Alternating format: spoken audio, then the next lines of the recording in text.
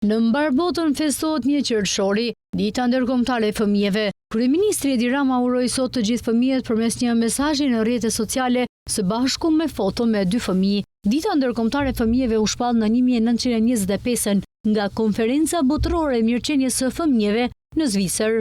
Kjo ditë synon të kujtojë të rriturve të mbrojnë fëmijët nga çdo lloj abuzimi dhe të u krijojë atyre mundësinë për të ngritur të ardhme të paqë. Dita ndërkombëtare e fëmijëve kremtohet në fillim të qershorit, kryesisht në vendet e ish-bllokut komunist, ndërsa shumë vende të tjera të botës e kremtojnë në 20 nëntor, që përkon me deklaratën e të drejtave të fëmijëve nga Asambleja e Kombëve të Bashkuara.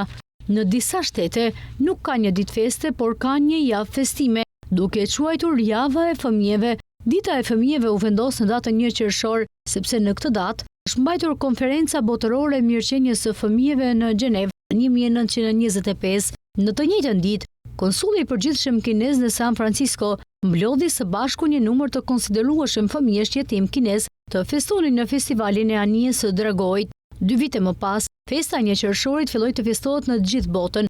Në Shqipëri, por dhe në vende të tjera të botës, sot fëmijët kanë ditën e tyre të festës. Nuk do të mungojnë dhe aktivitetet e larmishme që do të organizohen për të bërë këtë ditë sa më të bukur për të veçlit.